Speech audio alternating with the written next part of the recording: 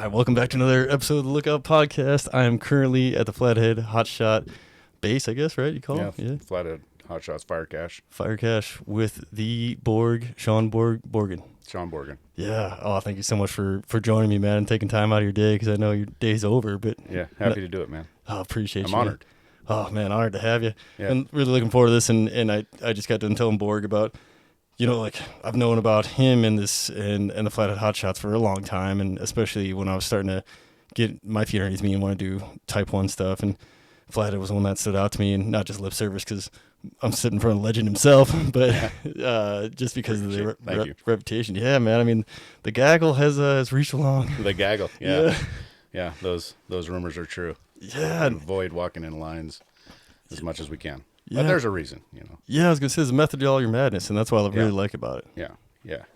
I mean, if we're gonna talk about that, I mean, part of that is so let's be clear. A lot, at this point, having been on the hotshot crew essentially 30 years, it's how I was raised. This is Flathead MO, so that's all I've known. But all the way back to as a youngster, there's something to be said about.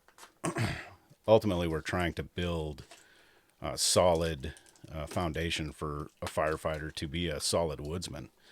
And, there's something to be said about this not always looking at the boot heels of the person in front of you, right? So when we gaggle around, it forces them to look around, and travel through the woods according to how their body travels through the woods. Yeah. What's easy to go over for some have to go under. But it forces you to keep your head up and look around and manage your space and be a student of the environment we're working in. That has been my experience. Now, I got to quantify a lot of this. I am somewhat shielded, if not solidly shielded, from a lot of the recruitment and retention issues. So, I'm dealing with an average age in the crew member ranks 28, 30, sometimes 32 years old. Yeah. So these guys are and gals are a lot more mature and capable of managing some of those latitudes that we provide. Yeah, like I've already have like kind of a little bit more. Like you said, with the age, I'm trying to put in words for myself, because I just picture myself my first couple of years as on the district. I was a little more hemmed in, but I had pretty good bosses where they were trying to raise some free thinkers as well. So like I had a little bit of latitude, but still a little bit more structure. But like you said, as you get further on, especially like in the hotshot world, typically you're not coming as a first year person, right? Like you've got some fire experience underneath you, so it's like. Some people have like 3 and 4 years underneath them. They're already getting into firefighter type 1 squad boss stuff. So they're already having to like manage some other folks and themselves. So like you shouldn't have to really like train them up too much, and that's basically the caliber of folks we're getting. They've already done some leadership. A lot of folks coming from other crews, and again, my turnover a year is somewhere around 5 on average. But, awesome. Like I was telling you earlier, turnover is slow, so our the capacity, the age, it just lends to a more kind of a mature firefighter, which gives us more latitude to do different things. Yeah, definitely more hands off and focus more on the firefighting and all that, instead of having to be worried about more of the safety and where your people are and herding cats. Yeah. Oh, well, there's still a certain amount of that. Don't get me wrong, especially after hours. Yeah. Well, we're a wild bunch, these fire folks. Man, yeah. I remember, I kind of have an overarching philosophy of, and I talk with the crew right early in our critical training about this, but ultimately what I'm trying to do, I categorize this crew as a pack of wolves. All right. If you know anything about wolf packs, they're very interesting. All right. A wolf in and of itself is a very formidable terrestrial predator. There's no higher form of terrestrial predator than a pack of wolves. Yeah. So I want to develop each of these individuals into a wolf, a very formidable firefighter, but can function in a greater pack with equal ferocity. Yeah. And that's so as an overarching philosophy, that's kind of the approach we take. It seems to work well to, use a lot of anecdotes or or nature in general, to draw for people to make parallels to, and that wolf pack scenario works really well for us. Especially with these beautiful mountains here, my friend. Yeah, right. Yeah, no, it's you got to live where you work, so that definitely lends to the low turnover as well. Yeah, man. Yeah, just driving in here like we were talking earlier, man. I was like, oh man, I missed out. Yeah. Well, and again, we were talking earlier, but just where we're located, you got civilization just down the road 7 miles. You come through the mouth of the, Bad Rock Canyon there, and now you're up in the mountains, and where we're nestled, the world is our playground. We don't have to travel to do any training. It's all right here. Yeah, I got some of the steepest country. Yeah, right. Yeah, right it's right there. Yeah. You literally take a jog for 15 minutes, and then you're going up 2,000 vert. Yeah, which, yeah, that's a lot for folks who don't know about it. Legit. Yeah, yeah, it's legit for sure. Yeah. And duff about 2 feet deep, and devil's club, and really? brush, and yeah, make you work for it. Yeah, it's fighting fire actually in our response box here is no joke. That duff, man. Yeah, Holy it's cow. gnarly. Yeah. Yeah, we got some of those pockets around Whitehall where I'm from, and I'd rather fight fire about anything than a deep duff layer, because you just feel like you're gnarly. digging for days. And it burns forever. It burns forever. Yeah, you think you got it, and another spot pops up, and you... I made the joke, man. A 10-acre fire, a 20-acre fire here is almost a campaign, Yeah. man. Because you put a 20-acre fire here, you put a hotshot crew on it for a full tour, and it will still be smoking out in the middle, because it's just gnarly. It is gnarly, man. It's almost like those coal seams, right? You just you think you got a spot out, and then the spot pops up, and right. Yeah, those coal seams are bad news too. Yeah, they're rough. They are, man. Plenty of those. Yeah. Yeah. And man, yeah, they're interesting too, man. You walk up on those coal seams, and like the whole earth looks different. You're like, something's not right here. Yeah, you're always paranoid you're gonna fall into a sinkhole or something. Yeah. What's going on? Yeah, I walked like right into one, and Yeah. the ground was boiling around me. I was like, oh man, I didn't know what to look for. It was my first time. I was like, Jesus, this is not good. But the wolf pack stuff, like you were saying though, I really like that idea, man. Like, cause you're building. We talked about it at the Flathead banquet a little bit for the Wildland Firefighter Foundation, that you're also like, by building the best people you can here as part of this team, you send them out into it helps the whole fire world, the whole wildland fire world, because you're building this awesome leader that goes out and helps other folks. That's right. Yeah, it becomes part of another team. Yeah, and I still think there's that element. It's kind of bipolar. People come here, they work, do some hotshot time, and then maybe they go, I'm going to go do something. I'm going to use my degree, or whatever. But we have a pretty high rate of people going on, taking engine captain jobs, moving on to. You met Justin Randall. He, went to the training center. We have pretty strong success rate of people moving on out and doing, taking on other leadership roles in fire. So that's cool. Yeah, it's really cool. And I think that lends to your background too. Like, I think I might have skipped it because I got caught up, talking about the Gaggle and stuff. But like you said, 32 years fire experience. Yeah. 29 hotshot and 2 smoke jumper. Yep. I mean, so you got some, a lot of time, and so you've fought a lot of fire, worked with a lot of different folks, and then you got some smoke jumper time on top. It's like, so you've been around a little bit, and you probably help steer people in the direction that fits them better too. Yeah, I guess. I mean, it's probably come off as a little arrogant, but no, whatever.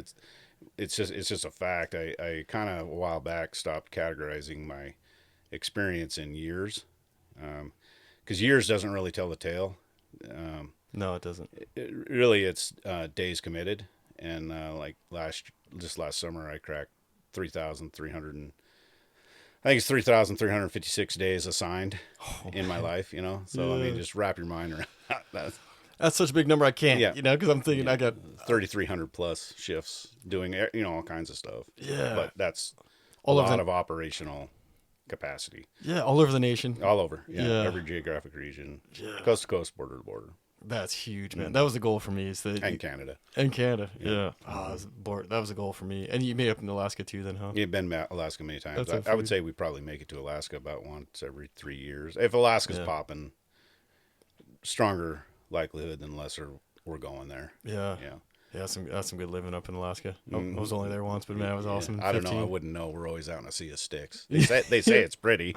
Yeah, I know. That's the thing, right? Yeah, it's always been smoked in. Yeah, it's all fogged in or smoked in and slogging through burnt spruce. And I think it's 4 or 5 times I flew by Denali, like in Mount McKinley, or I think it's called Denali now, and I never saw it. It was smoked in so bad, never saw it. Dude. Yeah, no, but they say it's pretty. Yeah, it's nice. Oh, we have a good time when we go to Alaska. We figured that we did the Alaska trip out quite a few years ago, and it's pretty fun. Yeah, that's a good time, man. Yeah. And was Canada pretty similar then? I never fought fire in Canada. Canada's interesting. I feel like Canada is now experiencing, I'll call it a fire regime that the lower 48 came into 20 years ago. And now they're experiencing that, a lot more fires, bigger fires. Their world is getting more volatile, so they're adapting.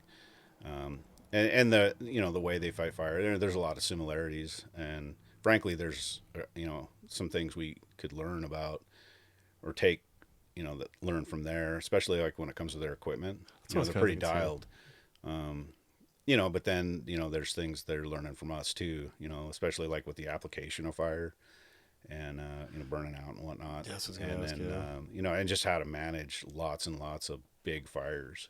Yeah. It's interesting there. They have their little independent governments, right? More like states. Yeah. There's no, to my knowledge, I guess I could be wrong, but there's no federal fire service there, so it's up to each province to handle their stuff, and they share resources, but the way each province goes about things is a little different. So you kind of got to get dialed in on each of those. Yeah. And that's kind of my understanding too, because I was talking to Tom, I'm trying to remember his name, the fellow who stood up the jump program up there, and he was talking about how difficult it was because, like you said, it's not like a federal thing, so it's getting the buy-in from the provinces, and then their budget's super, like nothing. It's tiny. They got a really tiny budget, so they borrow all our old chutes. That's why they're jumping all our old rounds because they couldn't afford to buy chutes. I don't think if they had to. You know? So the program's pretty skinny. Yeah, it's lean. Yeah, it's lean. Yeah. And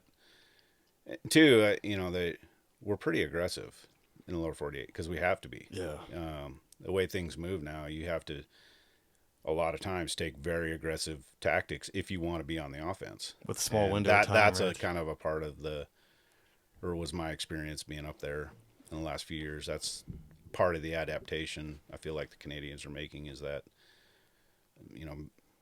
a more aggressive move towards taking the offense on things. Yeah. And they're doing good, Yeah, just learning as it goes, probably. Right? Yeah. Well, no, I think just to add on to that too, from my experiences, like that's why a lot of people like when hotshot crews show up to a fire, because you got these little windows in time where it's like, well, we can catch it here if we get like Flathead shots to come do a burnout this evening, where we do have a safety little window because it's the evening and things aren't burning as volatile typically, depending. But like if you got that little bit of window to burn off this section. Man, you got to do it now. Yeah, you got to do it now. Yeah, and if you wait, snooze, you lose. Yep. And then you look on the big picture map to be like, all right, so if we don't get it here, then where? And it could be. That's right. Yeah. And what's over the hill? That's right. Yeah, community. We got the wind now, but we're not going to have the wind tomorrow at this time. Yeah. So.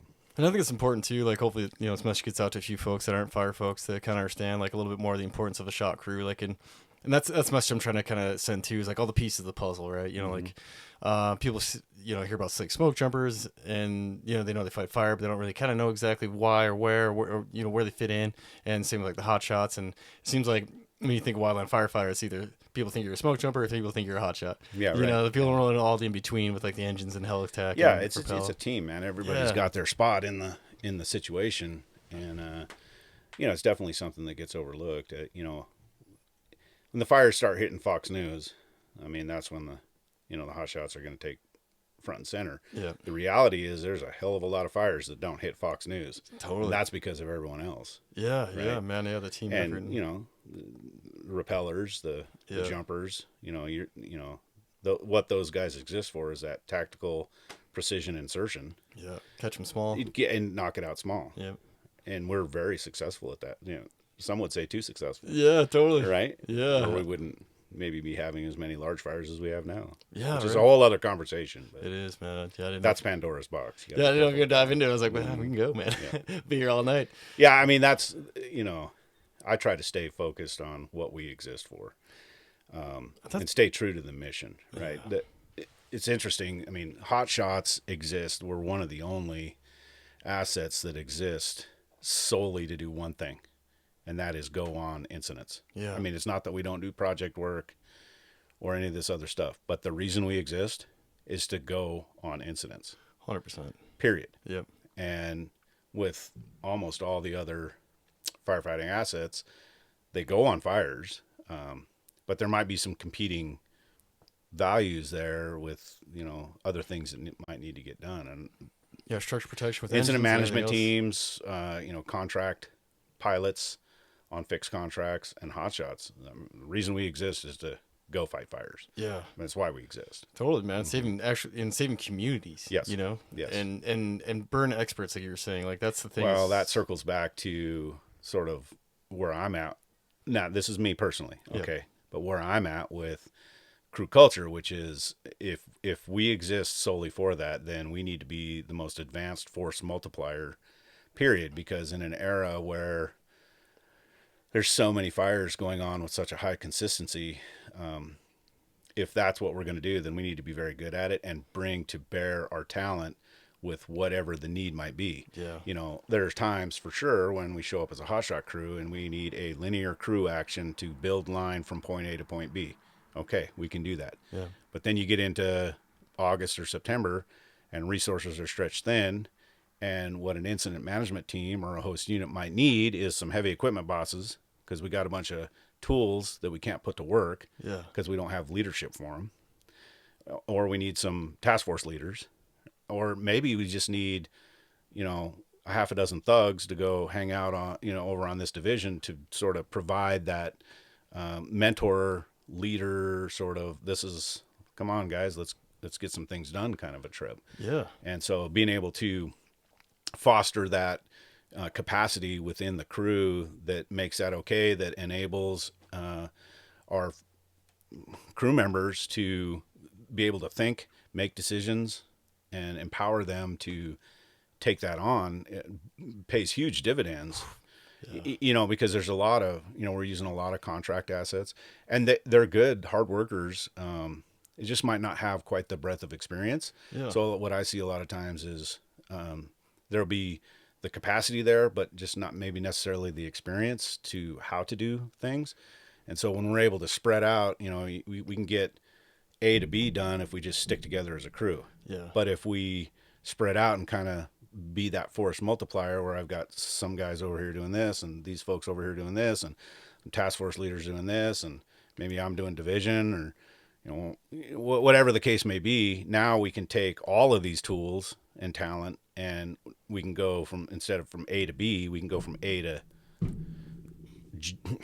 X. Yeah, I don't know, but we can get a lot more done. Yeah. And especially in the Northern Rockies, and I would say by and large, most, if not all, the Northern Rockies crews are pretty good at this. But we just, in the Northern Rockies, come August, September, we're the last region basically to I call it the buffet table, right? But if you got, 2 or 3 other regions involved in fire, there's not help coming. No. It's us, right? Yeah. And so that's kind of what we have to do. Yeah, totally. I think it's important for folks who don't have the fire experiences as much as you or me or anybody, a few of the folks listening, is like, come like you said that August, like everyone's on fire, so no one can leave their hometowns. So like they're all strapped thin, and be able to be that force multiplier. Like I experienced a little bit as my second year I was down in the Southwest, and in I can't remember what crew it was, but a shot crew like lent itself to do a big burn operation across 2 divisions, and so they had, like you said, folks sprinkled out, and there was a guy who just came to join us with a very pistol, and we're just throw together a district crew, a bunch of goofballs who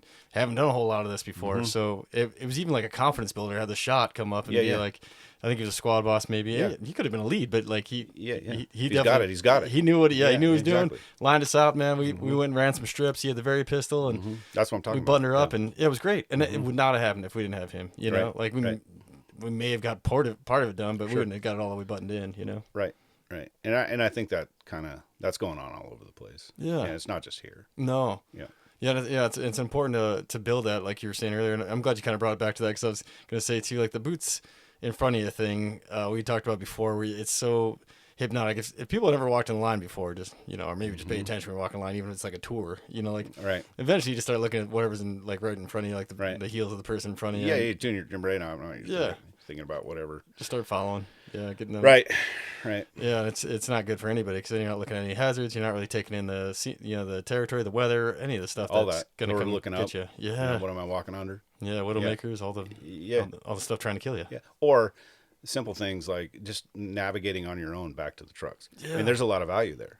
Right. I mean, and don't get me wrong, when we're gaggling around, it's not like we're spread out over half a mile. No. You know what I mean? Yeah. But, you know, if everybody's moving down within a couple 100 feet of each other, well, there's enough separation there. You got to kind of pay attention, not take this spur ridge or not dip into this hollow or creek or whatever. You know, you got Yeah. navigate. Yeah, there's probably a little We more. want good woodsmen. Yeah, there's probably a little more opportunity for a little mentorship too, because then like Yeah, you're absolutely. like walking up next to your lead, your squad boss, and like, hey, you know, like I actually had a question about this morning. I don't want to bug you, you know, and you can like hash that stuff out as you're walking out, and some chance to training and learn, you know, like that's big to me, man, and that's why I want to talk to you so much is for all that, man. Yeah. Man, it's good stuff. Yeah, it is. How much longer you got? I mean, do you want to say? You know, year by year, Yeah, I'm eligible. You know, quite a few people have asked me that in the last couple of years. I know it gets a little personal at the end, so I don't want to say much. Well, I'll tell you what my problem is. I still like it. Yeah, This is a great problem to have. it's a great problem. But I still think this job is super fun. I love being with my crew. I love building the crew. I love traveling around the country. I loved fighting fires when I was 21 years old. I love it at 51 years old. Yeah. I just have never, and to be honest, that's why I got into it. I was never, and probably to my detriment, never really as into the land management side of it, you know? Yeah, which, same. You know, like, my hat's off to the folks that take on the, you know, like the FMO, and, you know, administrative leadership capacities well, for one thing, I'm just not that smart. Yeah, no. You know, I gotta get lost. You got a big brain, just wired for It's other just things. different, you know. Yeah. But I just always wanted to go on fires, and I'm just hooked on hotshotting, man. I just think it's so fun. Oh, it's the best. Just man. the, you know, the camaraderie and the and just being with the crew. I just think that stuff it still does it for me. And I was never bothered by, you know, caterer food or generators. I sleep well at night. I sleep better on fires. I do at home. I got a family of 3 kids. Bunch of wild. Yeah. No, I got a type 3 incident going on at home all the time. yeah, that's a good way to put it. I got It that is, too. Yeah, I'm building it. Yeah, but that's the catering food got me, but man.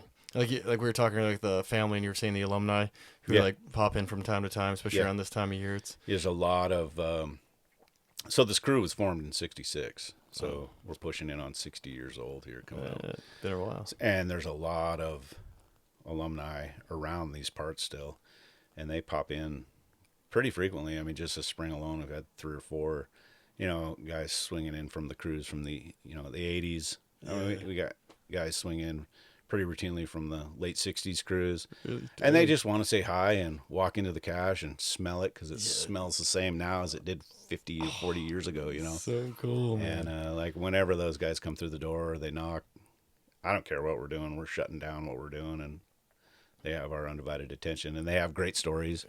You know, it's funny, you know, like we, you know, a common thing, you know, we all think we're pretty tough, or, you know, or you wouldn't be here. Yeah. But we ain't tough, man.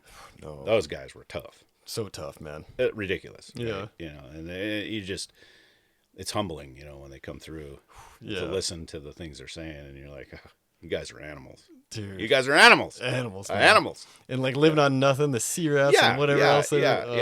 Water, nutrition. Yeah, dude. Whatever.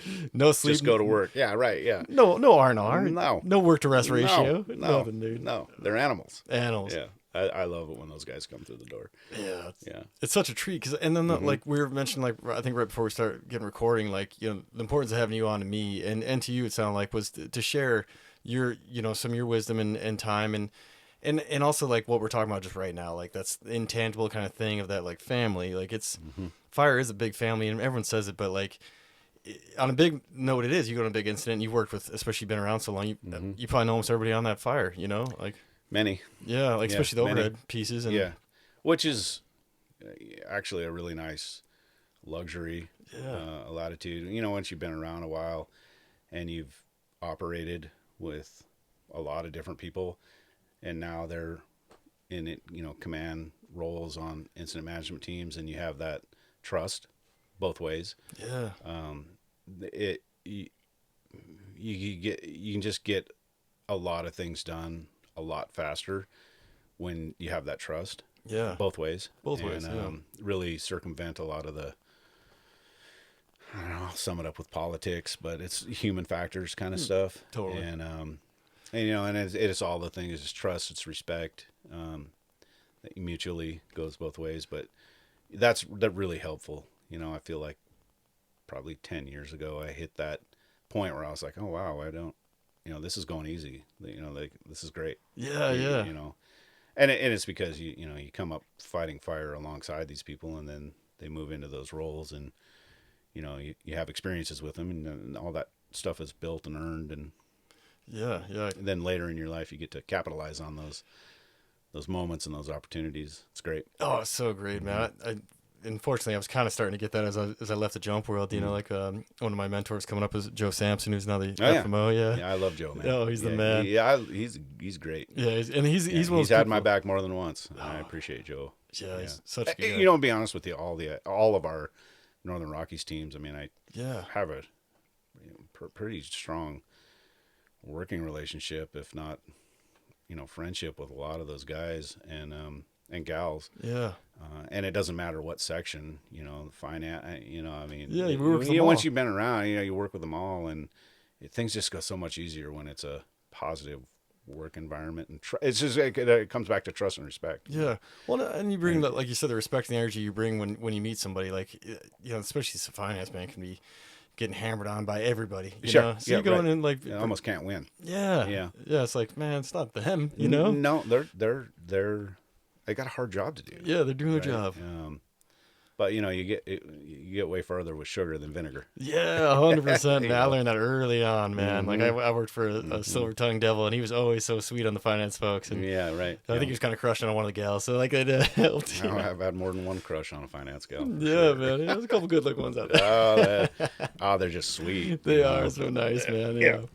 But like we were kind of talking before we started, like with fire.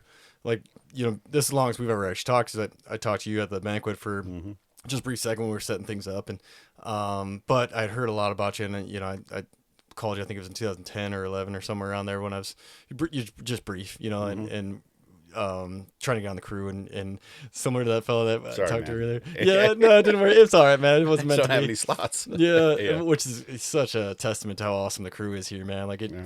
And it was like that fellow's phone call was real similar to mine. Like, yeah, well, we're not looking this year, or something like that. Well, especially in those years. I mean, I was a turnover ratio of like 3. Yeah. And then once every 5 years, I'd have a turnover of 5 or 7. I know. And and then we'd be locked up for several years. And, I mean. It just shows you how good it is here, man. Well, I mean, you got to live where you work. Yeah. All right. So this is just an awesome place to live and work. 100%. Glacier's 10 minutes away. Yeah, Glacier's just right up the road. Yeah, 7 minutes. Yeah, but there's everything to do here. I don't care what season you're into. If you're into winter sports, the world is your playground. If you're into water, the world is your playground. Yeah. If you're into hiking or biking or ripping around in a hot rod, whatever your bend is, it's available here. Totally. Yeah, you want to just be a tourist. There's lots to do. Yeah, a lot to go look at, for sure. No, it is not. Yeah, there's everything. Yeah. Now, the price of things is starting to catch up to that. Oh, it is, man. Philosophy. It's getting harder. That's for sure. So I really we'll see how the world goes here. It's going to be interesting. For retirement? Yeah, retirement. That's what I was thinking. I'm doing good, man. I've good. got some. I've done my part. That's smart. I'll be all right. Good planning. Yeah, I've got opportunities if I want to keep working. That's true, man. AD and do well. Yeah, AD, but there's some other stuff. There's some other stuff out there that would be interesting, but but like for the youngsters, like you got to be able to afford where you live. True. And that's starting to catch up with us a little bit. So yeah, we'll see how that goes. Like we're kind of talking with the dirt bag wagon that I got here, the Airstream. Right. It's kind of this thing is awesome. Oh, thanks, man. I appreciate it. Yeah.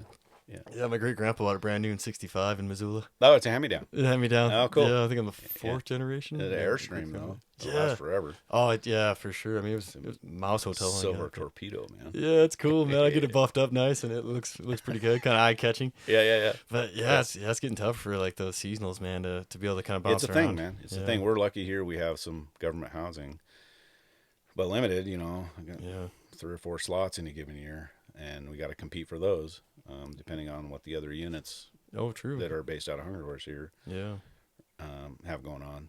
So we got, and then usually what happens is the crew will, the ones that use it, then some of them band together and get a house, or they get a family going or whatever, and get a dual income, and they figure things out. But that's what it takes pretty much anymore, is that dual income to be able to afford something in Montana. Yeah, for sure. So everywhere. Yeah, the era of single income, dad going out and working and mom staying home.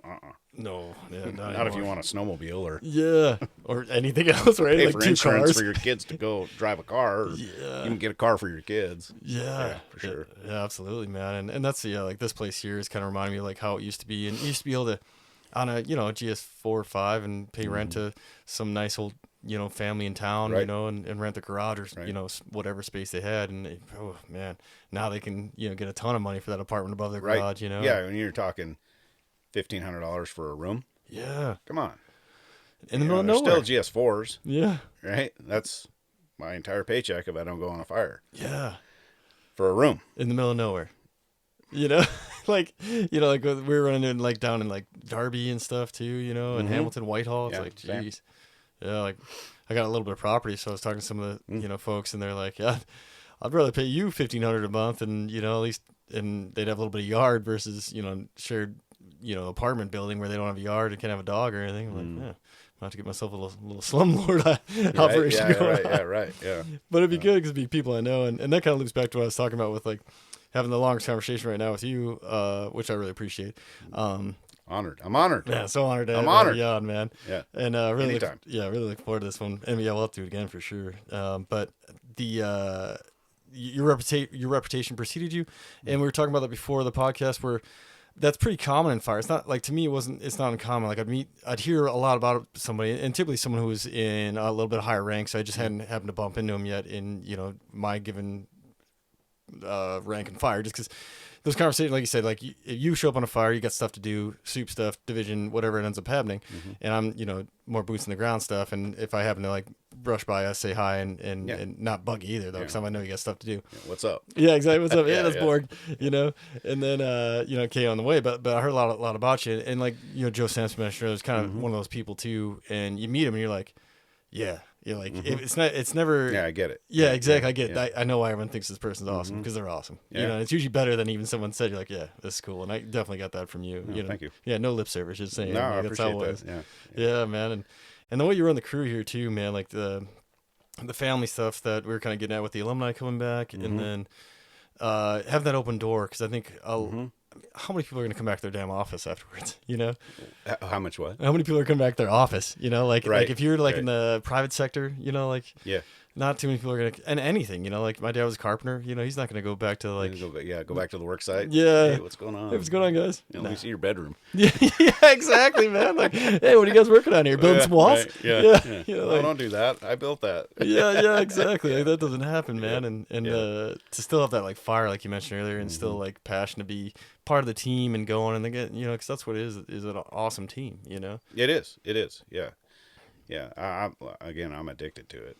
Yeah. As I'll be that guy that really, really misses it. Yeah, man. Which probably keeping me around. Totally. To some degree too. Yeah. I'd be lying if I said there weren't some aspects of the career that are, I can feel it. My body's broken. Bilateral hip replacement. Really? 2 spine surgeries and shingles and the damn shingles, huh? Yeah, man. All that kind of business. But we make it work. Yeah, totally. What happened to the spine? Was it injury? Oh, man, you can only miles. 3,350 plus shifts assigned. That'll do it. That equates to hundreds of miles of side hilling and lunking around Rookie mountains, rookie train. Yeah, I mean, Pilot. like, yeah, all that. Yeah, round shoots, dude, were gnarly. Yeah, that's what I jumped Round to. shoots were gnarly. I had 49 jumps, which is good. Yeah, that's good, My man. rookie year, 2000, that was an epic fire year. Holy cow, that was, yeah, man. yeah, I had, let's see, 22 fires that summer, 18 or 19, I can't remember now. Fire jumps. Yeah. And then we got 15 pounders. Practice jumps. Oh, yeah. Yeah, so I mean, it was like we were busy. Yeah, that's busy, dude. My point, where I was going with this, I had in my 49 jumps, I had one soft landing. Well, two. Yeah. One was in a tree. Yeah. And the other one was happened to catch some really sweet up air. About 11 o'clock in the morning, and we're just starting to get the gentle upslopes from the heating of the slope, Yeah. and and then I had to fake do a PLF, just Because that's what you do, Yeah, totally. But yeah, all the other ones, dude, I'm a big dude, right? I get barrel chested, just was built. Broad-shouldered fella. Yeah, I was a big dude, okay? Yeah. And I jumped when I weighed in, was in my underwear. And in those years, I don't know if it's still this way, but 200 pounds. Yeah. I weighed in and believe it or not, I used to be, pretty fit, and I weighed in at 198 in my underwear. Weigh-ins. Yeah. And I was like, "Oh, I made it!" And I can eat. Yeah, starving yourself to make weigh-in. Doing the wrestler, diet. 3 or 4 days in before weigh-ins. But I never had a soft landing. In fact, I specifically remember we were jumping Razor Ridge.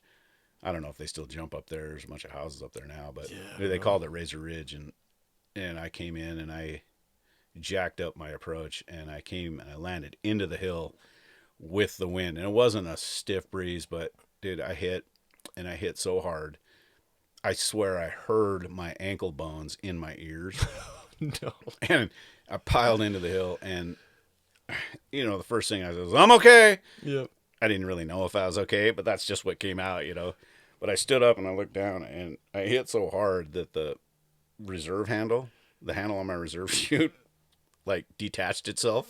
It came off. Yeah. It was like dangling there by the thread, and I was like, "Oh, yeah, that's pretty hard." Yeah, that's really hard, man. That's really hard. Yeah, because that takes some force to pull that sucker Okay, off. shake it off and start reeling up your stuff, Yeah, exactly. Hopefully no one really saw it. Yeah, man, the jumping was a super fun job. I miss those days, but yeah, that's great. I would have. I think I was telling you earlier. I only jumped for a couple years.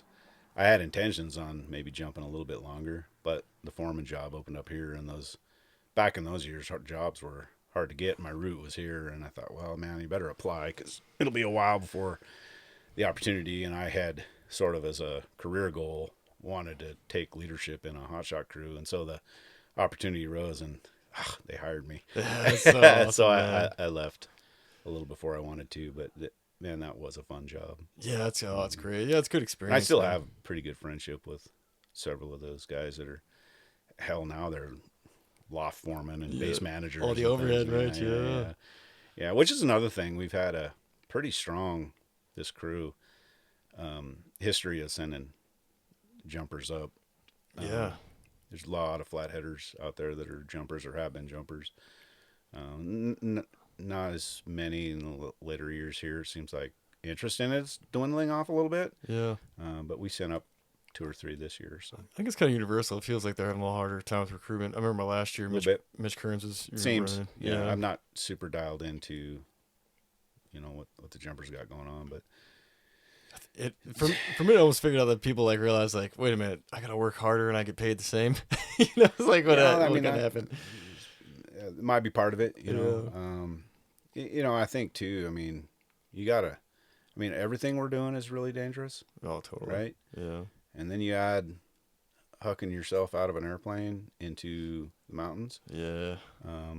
There's definitely an element of danger. Yeah, that was something I came to realize. That's definitely one of those things you can do every single thing right and still have a bad outcome. And that's true of a lot of what we do.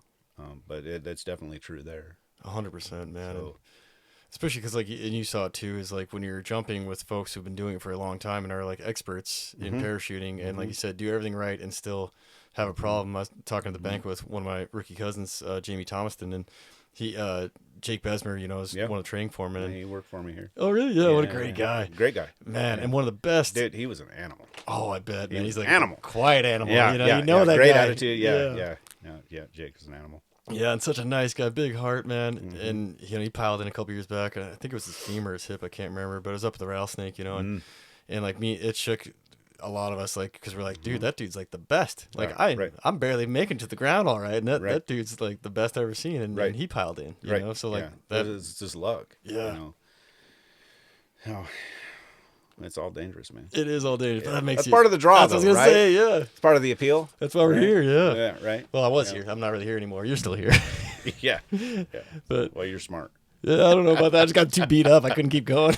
Right. Yeah, well, it forced me up. That's what prosthetics are for. Yeah, totally. Yeah, I just need to figure out if they, get the pig intestine going. I heard they were trialing that. Yeah, replace this bad intestine with some of that. There you go. But yeah, I mean, maybe do this, and hopefully this kind of helps spread the good word, like what you're doing and everybody else. No, I appreciate it.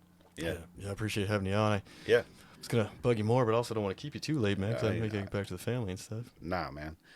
I have two families. Yeah. I turn it on like a light switch this time of year, and I'm all in. Now, right around Halloween, I'm turning it off. Yeah. And I'm all in the other camp. That's awesome, man. And I feel like my family, or at least they've never told me any different or shown me any different, but that's what they know. Yeah. And they're all about that. I know my family is very supportive of their dad and what's going on. And I mean, my kids they've never known any different. No, I was going to say, it's just the routine, right? Yeah, that's what it is. As a matter of fact, I'll tell you what they know is when I'm gone and really busy, Christmas is extra rad. Yeah, I bet, man. Well, then you're probably like, and not to like diss another like kind of like more of the normal blue collar family or normal like kind of families, but like you're probably a little more exciting than most of their friends' dads because you have these stories and you're more wild and like in even in like coming up your age, like I'm almost 40, and I'm not sure how old you are, but like when you get like 52 this summer. 52 this summer, yeah, you look great. I was gonna say 42. Yeah, silver fox, man. I'd say you look good. Without that gray, man, I'd put you 44. But yeah, I mean, like it keeps you young. This job does too. So you're completely. Probably more fun when you come home. Yeah. Versus, and like I said, not trying to diss on all the other professions, but man, it kind of sucks the fun out of you, and you come home just beat, and you just like maybe don't have the energy to put in your kids. Where it's like with this job, it's like. Well, it's more fun all day, I guess. I'll be honest with you, man. There seems to be this popular sentiment that the being gone a lot and the commitment to the industry is this extreme hardship. Yeah. Now, let me say, I'm not discounting that can't be difficult, okay? But let me also say that if you're an over-the-road trucker and that's your job, you're gone a lot. Oh, yeah. Man. That's a commitment. Yeah. Okay? You could make a strong argument that there's a lot of professions out there where men and women are going for it to put food on the table, and it requires them to be gone.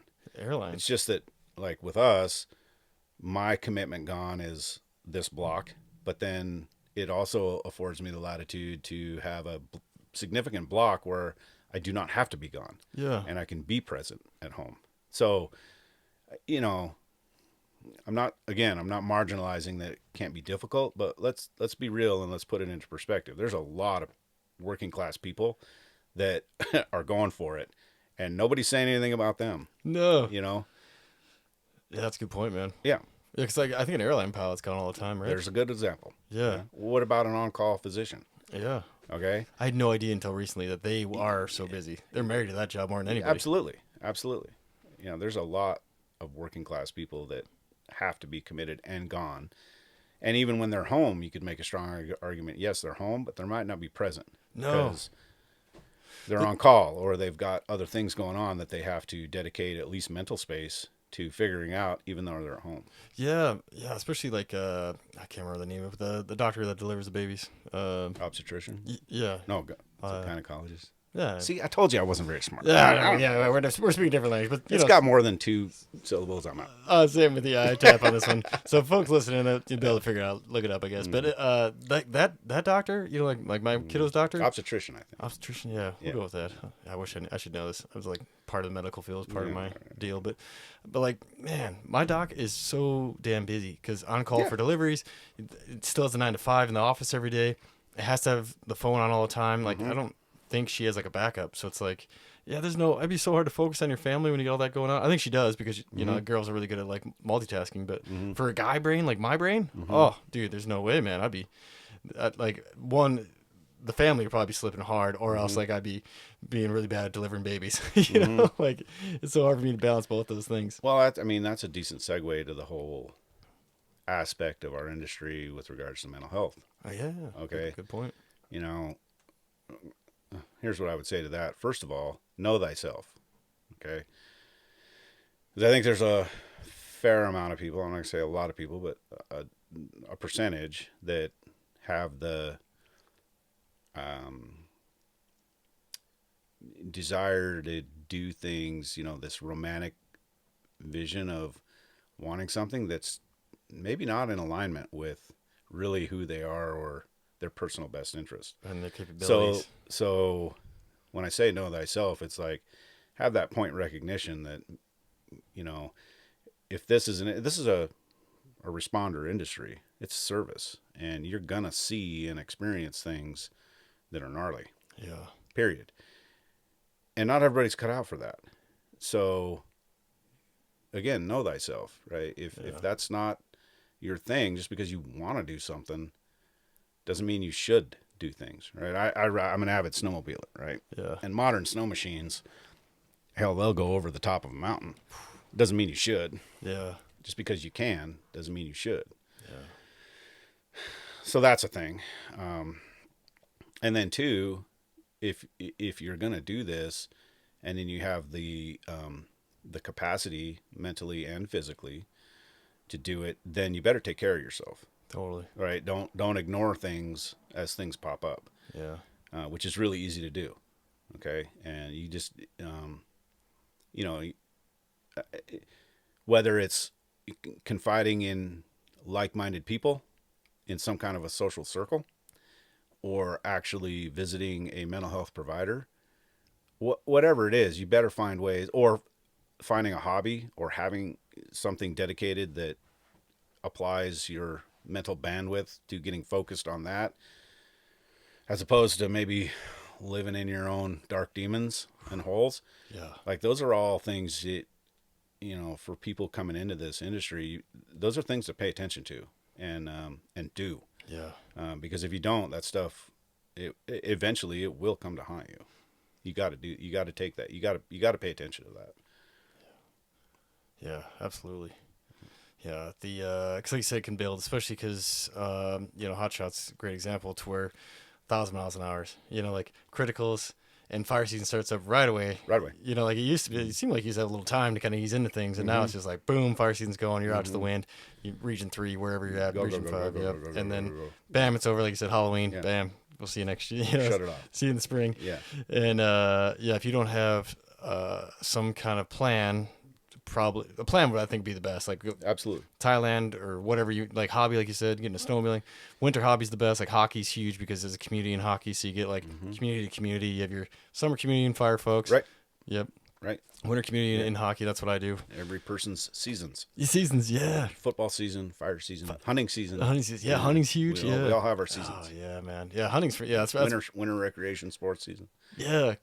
Yeah, because hunting's probably like the best transition, I think, for a lot of folks. Like at least for me, is like, you know, I get done with fire, and that's like focus on hunting and trying to harvest food for the family, you know, and then that's another community, you know, that I have is my hunting buddies back in Whitehall. So I go back home and hang out with my dad and all them.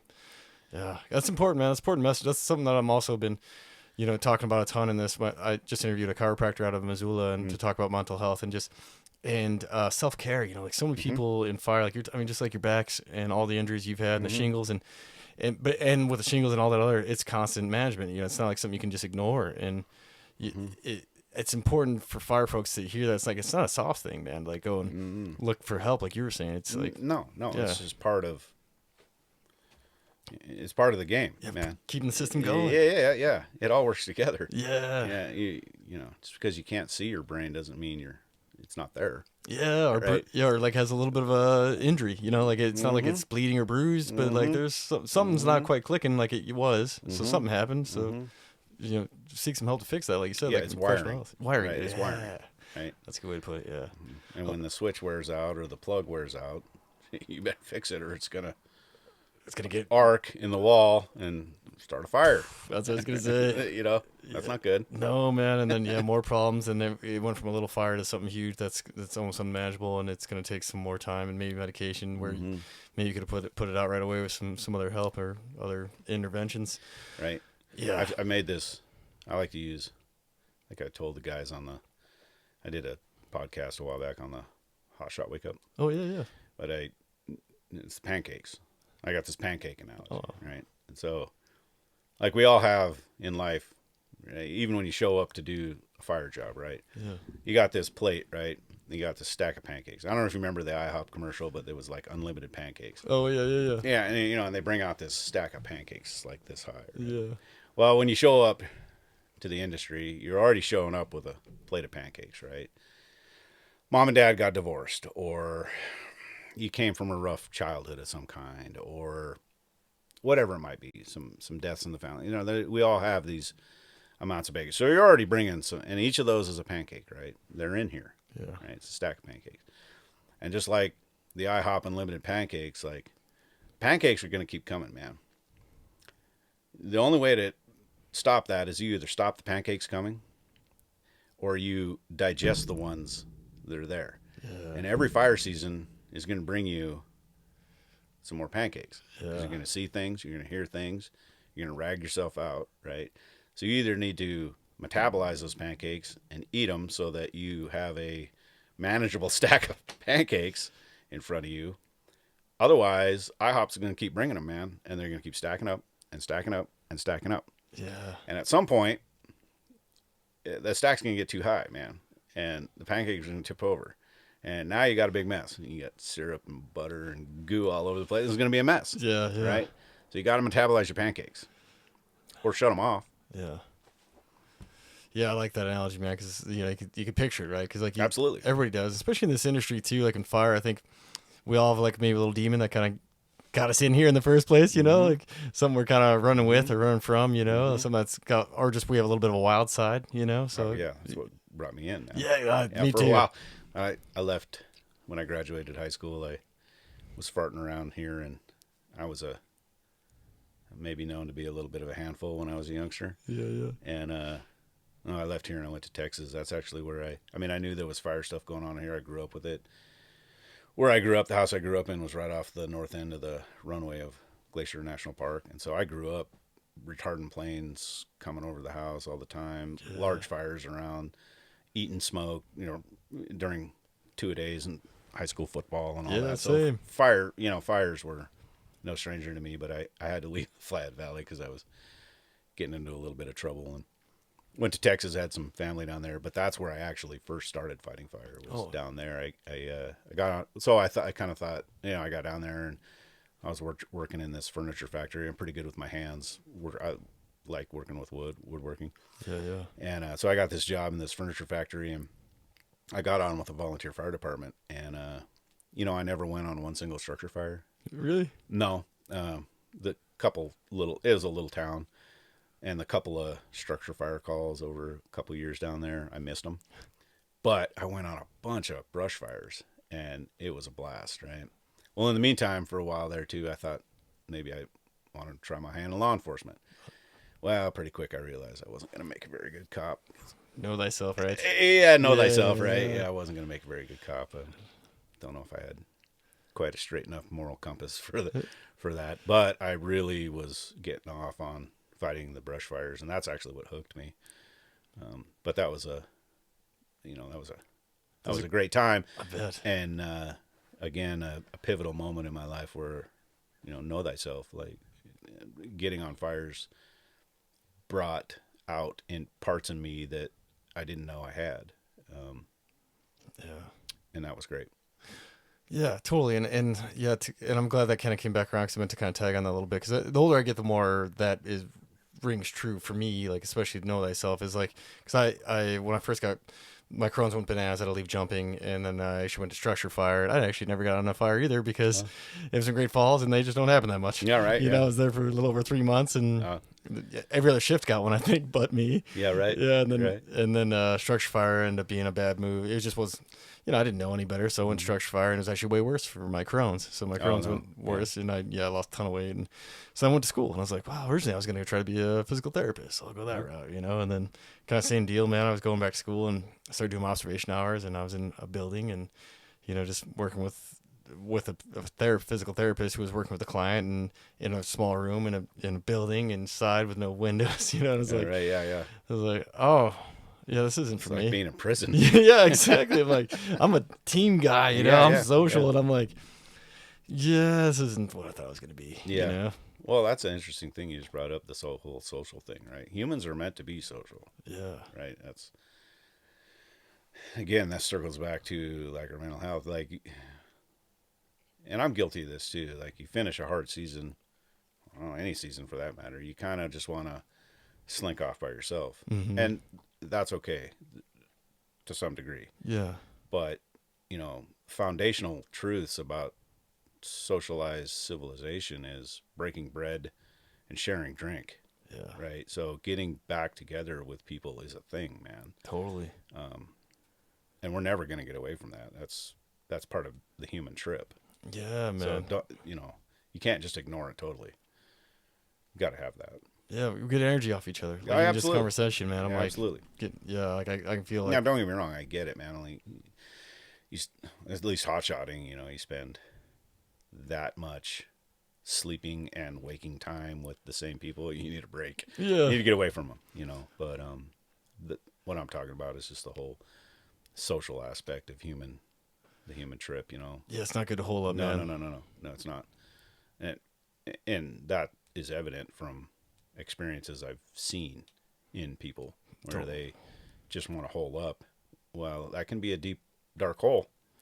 So it's okay for a bit, you know, take a break, but you know, don't go too far down that rabbit hole. No. You know, leave room to crawl, you know, be able to crawl back out, because you stay too deep in the hole, you might not crawl out. Nope. Mm-hmm. Yeah, I brought this up on a podcast recently with somebody else too about like that it's so easy to happen, right? Because you're the most tired you probably ever felt in your life, especially if you haven't hotshot or really fought fire before and you had a really ripping season. So like you just want to go have some decompression beers with some people, and then like that kind of gets extended off sometimes, and then you like start wanting to just be by yourself a little bit more and just want to sleep, and then and that like can really lead into some dark depression, and then you know, not want to be around anybody. So like having a plan is especially in northwest Montana. Yeah, it's darker. It's dark. Yeah, cold. Cloudy. Yeah, gloomy. Now, I like that. Yeah, I do too. I like the change. I like it.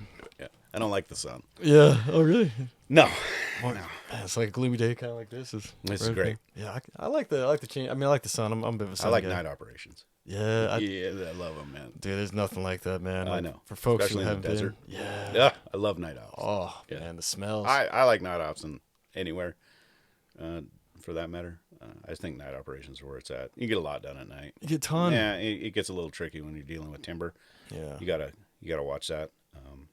But if you have the capacity, especially if it's roadborne stuff, ooh, night shift is where it's at. Yeah. Well, I was born at night though. Just in you. About 3/4 vampire, so yeah. I like staying up all night. No, it's a different. As long as I got man. somewhere to rack out in the day. Yeah, totally. Well, we don't need much. No, as long as it's somewhat cool. I was gonna say the cool. That's all I need. I've had a few fires in the Southwest, like that. What was that giant one that like was near Reed? No, what the heck was it? It went like from Arizona to New Mexico back in 2010. Dude, there's been so many. I know. I'm trying to think. Like this one was like, yeah. Oh, man, it seemed like the whole world was on it at one point. Damn it, if I can remember the town it was in. But yeah, they put us on night shift. It'd be on an engine, so like we're stump holes. You were on an engine? Yeah. Yeah. Stump holes during the day, and they just like, hey, there's a tree over there you can get underneath, and it was still just hot as hell. Like could not sleep. Gnarly. No. Yes, that's gnarly. A couple days of that, and then we got switched over to day shift, and then we got moved to different fire. Man, I wish I could remember the name of the town. Sholo. Sholo? Yeah, Sholo. Yeah, it was right outside of Sholo is where we were, I think. It's Arizona, right? Sholo. Yeah. Man, I can't remember the fire life of me. But, you know, it was Yeah, I know what you're talking about. The name eludes me, too. Yeah. It was a couple 100,000 acres. Yeah, it was huge. It was a gobbler. Yeah, just racing and the wind driven forever. Man, it'll come to me like as soon as I hit stop on this sucker, man. It'll definitely come to me. Yeah, right, yeah. But yeah, I think it's important, man. And I kind of want to like say this, like all the stuff that we're talking about is important, but the know thyself is really important. And I think, you know, like part of the reason why I want to do this, I'm trying to like range my words here, is also like the recruitment in fire. You know, it's like you're not really having an issue with it, but I think people who have a desire to be hot shots and want to be part of a great team, you know, should definitely pursue Flathead. Okay. And, yeah. I support that. Yeah, totally. And fire in general, but also like knowing though, like what you're getting into, you know, like it's, you know, like the movies are showing, and there's all these shows about it now. Like, No, sure. Yeah. There's one about the Cal Fire, you know, stuff going on right now. What is that? Fire Country? Yeah, Fire Country. Yeah. You know, that's a fun show. I mean, yeah. You know, I don't know, man. I liked Top Gun Maverick. Yeah. And Top Gun. Now, same. If you were a fighter pilot, you were like, oh, good God. Right? Yeah. Was it fun for me to watch? Absolutely. Totally, man. It's cool. It's kind of the same. Yeah. You know? But, you know, hey, there's a show out there about wildland firefighters. Yeah. Is it all, you know, technically accurate? Of course not. No. It's a show. Man. Yeah, exactly. But it's kind of fun. And it's not really for us. No. You know? It's like about us, but it's not really for us. No, that's actually, what I tell people, it's doing a lot. It's doing great things in terms of, you know, putting a little bit of light on our cool industry. Yeah. You know, there are fewer things a person can do than serve your fellow man, or serve your country, or serve the landscape. All right. Yeah. There are valors awaiting us in the halls of Valhalla that, in my opinion, will supersede maybe that of others, because you chose a life of service to something greater than yourself. Yeah. And I think that's cool. Yeah. And it gives meaning to life, right? Like Absolutely. Yeah. Absolutely. Sure. And there's something to be said, too, about taking things on where you actually face your mortality. Totally. Because it really puts a different angle on the way you think about things. Yeah. And unfortunately, a common trait in society is there's not a lot of opportunities for that anymore outside of maybe the military. Yeah, that's what I was going to say. Well, I shouldn't even say maybe the military. For sure. For sure. Yeah. But this is one of those avenues to gain some of that perspective and rearrange the way you take on life, or just even view life, that is very unique and very powerful. Very powerful. Mm-hmm. Yeah, and the tack onto that is like what I get out of that too, and I think what you're getting at too is that all these little things that people get upset about, they don't matter. They don't matter. When you're in fire. They don't matter. You don't care. Someone cuts you off in traffic, like no. Yeah. No. The comment some wingnut makes on Facebook. Yeah. It doesn't matter, man. No, it's you just don't some person's opinion about whatever. Yeah, you got bigger just stuff. have a platform to put it out there, you know, with no repercussions. Yeah. Really. It's just, you know, and once you like, spend a significant amount of time living like a Sasquatch. Yeah. I mean, without showers or sometimes food, or limited water. Yeah. Dirty, taking on the forces, the element, forces of nature. It changes the way you view the world. Totally, man. For the positive. For me. Yeah. How many good sunsets out in like the middle of nowhere? Hundreds, thousands, right? With a chicken fried steak and a... Yeah, I make this joke all the time. My career has given me this like really deep-seated appreciation for porcelain. Yeah. Because like everything made out of porcelain is super rad. Yeah. It doesn't matter whether it's a wall fixture, because that means there's electricity, or a toilet. Yeah, true. to sit down on or a sink to wash your hands in. Yeah. You know, whatever it is. If it's made out of porcelain, it's usually pretty good. Oh man, I never thought about porcelain that way, but now I'm going to. Right? Yeah. Right. Absolutely right though, man. Like, yeah. So many times on a hillside, just digging my little cat hole. Yeah. Or, Cat holes. just no, it's enjoyable. Mm-hmm. Especially in the long run. Mm-hmm. Yeah, the little things, man. That like the little things that don't matter really don't matter, but the little things that like make your life a little better, like the sunset, the porcelain. Well, too, you realize really how few of things there are that you really actually need to be somewhat comfortable. Totally. You get shockingly comfortable in a somewhat worn out sleeping bag in the dirt. Yep. Or you know what I mean? Like you really, as a human, you don't really. We spend all summer literally able to carry everything we need to sustain life on our back. Yeah. And it just makes all the other things in life that much sweeter. It really does, man. Yeah, especially like the entire month of November. Yes. when you're kind of coming back in on the re-entry. Back to society. Yeah, back into your life. It's like, yeah, it's like, oh, this is nice. Yeah, brewing up some air conditioning. Air conditioning, yeah. Yeah, right, yep. Yeah, those little things are so nice, man. And, and like I said, when you're out though, and you're living simple, like catering and stuff, and you got like a nice catering group, and the food's decent, the coffee's okay. You're like, yeah, I don't mind. It's like I don't have to make it. I get up. Right. Yeah. Yeah. That's what I love about catering. Yeah. I don't have to make it. Yeah. Yeah. I never minded catering food. No. I kind of have simple tastes anyway. Yeah. I'm not too fussy. It's pretty rare that I have complaints with a caterer. There's some that are definitely better than others, but totally. It's still food I didn't have to make. Exactly. Yeah.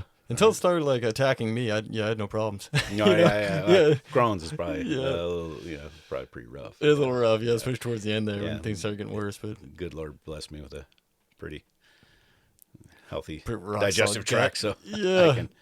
But I don't like white sauces, man. Oh no, I'm not down with the white sauces. Ooh, like a chicken Alfredo or something. Hey. Yeah, Alfredo's all right, but like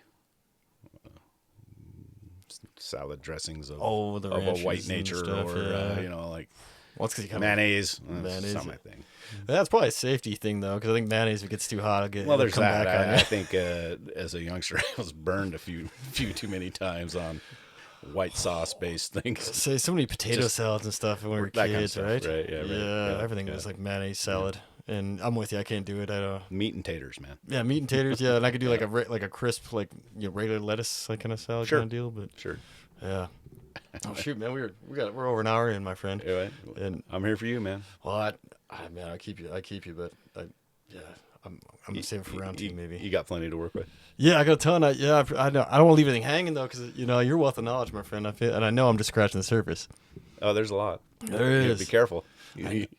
I know, because we go down one line, and I guess that does one thing I wanted to loop back to was the family aspect and the team aspect of hotshotting that people who don't know, who haven't been a part of a crew, don't really understand is like everyone has a job, right? Everyone has a job. Yeah, and more than one job. And you're responsible for that, and if you don't do it, the whole team does suffer. Does suffer, right? Yeah. A Type 1 hotshot crew is a well-oiled machine. Yeah. Everyone must do their part.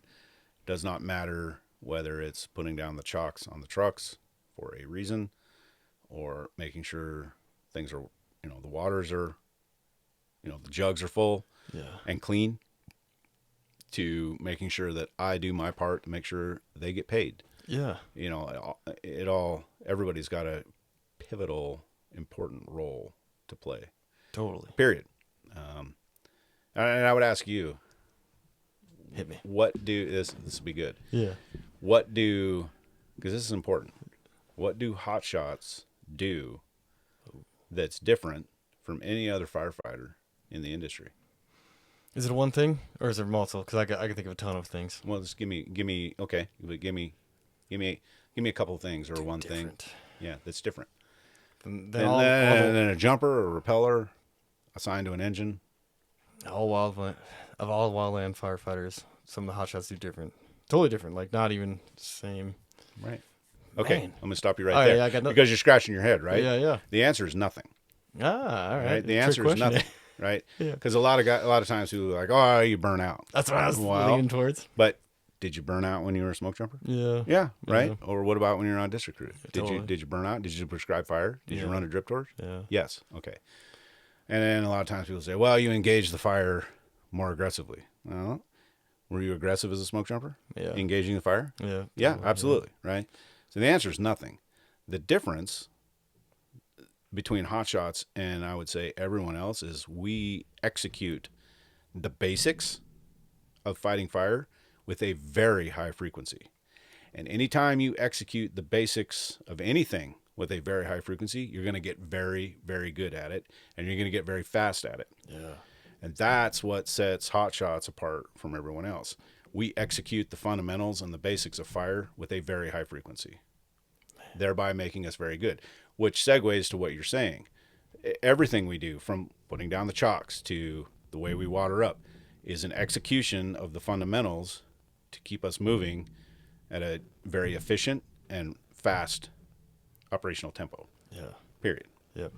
Be up and going in no time, and even like you said, putting the fire, and I meant to kind of tack onto that when we were talking about burning earlier, about putting fire on the ground, fast, efficient, safe, and the best way possible. Really, because we do it all the time. Yeah. And so when you do anything with a high frequency, you're going to get very good at it. Yeah. Meaning you're going to get very fast at it. Yeah. You got very efficient at it. Got people lighting, got people bumping fuel. You got all the stuff going in, and that starts right in critical training with assigning duties. So things are clicking, and that's just an execution of the basic elements of this industry. Man, it's the same. I've talked to, guys that fly, like the Blue Angels. Yeah. All right. And so we're watching them fly formation, and we're like, minds blown over what they're doing, because it's awesome. It is right. Awesome. But I've talked to several of these guys. I've had the opportunity to be in their presence, and they're awesome. But they're just doing the same thing, right? They're executing the basics of their craft, but they're doing it as a team with a very high frequency, making them very, very, very good at it. Yeah. And that's what we're seeing. Totally. And they'll tell you the same thing. Yeah, and I guess like kind of predictable too, right? Because you know what that person's going to do, just like in a shot crew. Like, that person's getting lunches, this person's getting water. So it's like, I'm doing my job, and it all comes together. And, all right, that kind of sums it up all right, huh? Predictable. I don't know if that really applies. No, it's predictable. Isn't it? Yeah. Well, I better be able to predict that the lunches are getting got. Yeah. Yeah, right. Yeah, and be able to rely on it. You're right. Yeah. Right. Somebody's got to do that. Like, quite literally, man, we have someone that's assigned to make sure I get my lunch. It's not because I'm too lazy to walk over and get my lunch. I got a lot going on in the morning. Yeah. Getting an earful of what needs to be done for the day, or interfacing with several different people. Then in order to be efficient, I could go get my own, but it's just going to add 2 more minutes or 4 or 5 more minutes if I have to go do, you know what I mean? So having somebody identified to do these different things, so that when it's time to go, we're on the move, because it's all handled. Absolutely. But you have to rely and trust that it's going to get done. Yeah, totally. Yeah. And I was thinking, like, the nature of some of those moves where, like, they, like, come at each other, and, like, if they got to be able to predict that the left. Yeah, you got to have trust that the other guy's going to make a left, and you go left, and you... Yeah, exactly. Yeah, so that's kind of, I was trying to loop and train to it. And train to it, yeah. And they train to it. Yeah. And they execute it over and over and over again. Yeah, and kind of like you said, if everyone's going to get their own lunch, too, it's like one person, is going to be there anyway. So if they can grab all the lunches, and one person's we all need water. So like send one person to all get us water and come back. Yeah, makes a lot of sense, man. And I think that also builds the family of it, right? Because you have purpose, right? You have this. Every day you got your purpose mission. Driven. Yeah. Yep. That's huge. Yeah. Man. And everything, running the saws, and tipping the trees. I mean, there's a reason that felling procedures are the way they are, because they're predictable, they're consistent. It happens. The warning shouts, they're consistent. All of it. Once you do that over and over and over again, it's that frequency. Yeah. Predictability in it generally equates to safety. Yeah, totally. Yeah, and then all the stats we have on it, especially like the felling operations, most time death from above. So, looking up, and then he said they're giving you shots to clear the area to make sure no one else is just like not paying attention and moving in. So, yeah. And that's kind of the piece that ends up lacking. Like, and you got plenty of Type 2 IA crews there that are out there that are static, right? They're organized. and they're great crews. I've been around a lot of them, but but then you get like a pull together Type 2 crew, and they might be Type 2 IA because they got the quals, but it takes some time. I mean, any crew boss that's ever taken out a pull together Type 2 IA crew, for sure, and I've done it, for sure will tell you, I mean, there's a difference. I mean, they might be animals, but it's going to take you some time to get your operational tempo up, just because you're not all doing it all together all the time. Yeah, there's a chemistry that needs to get built. Exactly. Yeah. Exactly. Usually, and in my experience, when I've had a crew boss or squad boss, or even just been a part of it, it's usually like that first week is feeling each other out and trying to figure out. Right. And even if you kind of know each other, you're still like, what are your real capabilities? And then time you get that crew up on plane, and you're done with your tour. Exactly. Everybody goes back to their district. Yeah, right? Scattered back out. Yeah. Right. Yeah, and I think that's the drive for me to be on a hotshot crew was because of that, being on a good crew that was like mostly like perms at that point, very few seasonals before guard school had happened on the B-Bar-D. So throw together crew was like engine captains there foreman at the time down to, like your seasonal fives. And so we all knew each other. So it didn't take quite as long, but I'd never been on a crew with a lot of these guys. So it took a little bit of time to feel each other out. And then like once we got rolling, like you said, with all this experience, and we were really capable at the end of it. But then, like you said, it's over. Yeah, just about day 8, 10. Like, all right, well, we're there. Yeah, and it's like, damn, Demob in 3 days. Yeah, it's like, damn, that'd be nice to be like a part of something like this long term, and man, see how this machine really works. I mean, that's just straight up what it is. Like we come up on plane. Usually, we get through critical and we're doing well, but you got to go on that first fire to really sharpen the edge and knock find your holes. You're always going to have a few holes that you didn't anticipate. Totally. Maybe it's personalities, maybe it's capacity within the crew that unanticipated. But you make adjustments. But for sure, by the time you get out to your third roll, man, you're it's dialed. Yeah. And then you're motoring. Yeah, man. Ideally, there's always any crew can have any hiccup for whatever reason. Mid-season it's unlimited the amount of things that could go on, but speaking in generalizations, it's that's what happens, and it's just beautiful, man. It's super fun. I bet, man. It's super fun. Yeah. God, I bet that's gonna be awesome to be a part of. Just to see it happen. It is. Especially for me, man. That's what I was gonna say. Where you're at, man, and seeing it like consistently, probably over the years, and watching it grow and a little bit of predictability in that, right? Because kind of like that first, assignment, like you're just saying, is feeling out, and then things get rolling, and then you get to see like probably some people who like had a little potential, and then they get to rise their potential, and you're like, I knew that. Well, I'll tell you what I really love is watching young people in their 20s, right, come in and grow from a youngster into a strong man or woman. Yeah. And it's the crucible. Going on a hotshot crew, it really brings out the power within people, and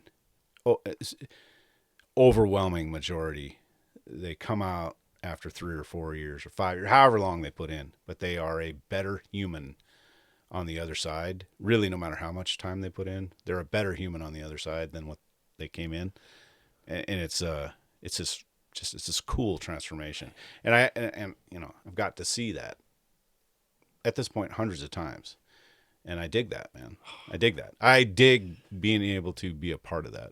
It's powerful, man. It's super fun. Yeah, the maturity and all the other stuff, that mental toughness that comes with being part of a crew, especially like you said, 3 years, and the growth and also the confidence, right? The self-confidence they probably build, right? Right. Like start off with just like a, type 2, type of firefighter, know a little bit, but not a lot. And then, but I imagine by 3rd year on a shot crew, you got some good confidence. Yeah, you're hard. Yeah. you're a hard person. Yeah. Yeah. And you've overcame all this stuff and been on so many different fires and so many different things, 110 degrees in New Mexico, putting in some, sawing out some dozer line or whatever you might be doing. Like, not everyone does that, or can do that, No, it's a small percentage of the American populace. Yeah. It's a small percentage that even knows what we're doing. Absolutely, it's a small percentage of people watching or listening to this, really. Yeah, totally. Yeah. Which is, I told you earlier, I'm honored you'd ask me to come on, because at this point in my career, desperation isn't the right word, but definitely strongly compelled to have some of these conversations to daylight just the amount of positive aspects of this world. I think it's important that I don't, you know, especially when you're young, like you don't have years of dragging your knuckles and getting beat up. You don't have those years built up yet to have that hindsight reflection. Yeah. But I definitely remember having mentors and people I looked up to that talked about it. And I remember tuning in and being all ears to what they were saying. I just didn't have the perspective yet. Yeah. But to this day, I'm appreciative that those folks would even chat about it, or entertain some dingus little Borg asking the questions about this, that, or the other. Oh, yeah. Man. I remember showing up right here to this district when I first came on this district, and a couple of the old salty gray-haired guys, I had a likable personality, so they thought they entertained me, But I remember talking to this dude, Brian Nichols, who's still a friend of mine to this day. He's a great dude. But tell me about a large fire camp, Yeah. and him taking the time to, sometimes they can be 2,000 people or 2,500 people, and talking about, he came up, I think it was like Ojai, but there was Ojai, California. Oh, gotcha. And, there being some, I probably got the name of the fire wrong, but it's like a Ojai fire of 1976 or something. I know I'm butchering the years and stuff, and there's probably been like 10 Ojai fires over the years. But anyway, that's how it goes. But him telling the stories and taking the time to relay his experience. Yeah. Because I was asking the questions and just trying to gain some knowledge about what I was getting into. Totally. And so I'm appreciative of those guys when they took that opportunity. Of course, those were in years where we didn't have this, right, to get a bigger audience to talk about this stuff, which is, again, why I'm honored that you would hit me up to have a conversation about it, because who knows who's listening, who's watching. I'm hoping, I'm putting a pretty good effort to get out there to folks, and it's gaining traction. Every episode I get more and more, so it's spreading, and like you said, I think it's important. And I would say, like, those old guys like that talked to you and talked to me when I first was going in, because I'd volunteer to go throw hay or help them get firewood, whatever, right. To pick their brain, but they wouldn't volunteer it. Most of the information, like you had to get it. Yeah. And if you didn't ask, like you said, if you didn't ask the right questions, you weren't getting the answers, right? Yeah, and you better be likable. Yeah, you better be likable. Show up to work on time. Yeah, oh yeah. If you're some turd, man. I mean, I was, didn't know what the hell I was doing out there, but I had a little bit of like enough construction ranching experience where I could figure stuff. I gotta be okay. I could be which has helpful. Dwindled. We're dude. Look, listen. There's a lot of opportunity, right? Yeah. Way more opportunity now than there was when I was coming in. You had to scrap and claw your way into these jobs. Yeah. Okay. I'm not. Hear me on this. Yeah. I'm not bashing by any stretch people that are getting jobs, appointed positions now, without having to. I'll just use the term, scratch and claw. Okay, because we fought for that. My generation and the generations before me fought for these opportunities that people have now. Totally. Because that's the right thing to do. But what I am saying is, because of their stronger capacity for these positions, the unintended consequence of that is people are sometimes getting positions, again, know thyself, that might have gotten, they might have had a little bit more of an awakening earlier than what they're experiencing now. Does that make sense? No, it totally makes sense. 'Cause the same when I came in, like no one left. It was people really valued the job, even a seasonal 3. Yeah, know? if you spent 6, 8, 10 years clawing your way into an appointed position, you were invested in choosing that life. Yeah. Okay. You take a position as a professional firefighter, which is what this is. Let's be clear. Yeah. We're professional. It's a professional position. Yeah. All right. and you roll right into that after 1 or 2 years, and then you get 4 or 5 years into that, and you're getting slapped around with some of the realities of this. But now you're in a appointed position, and you're maybe tied to a few other things.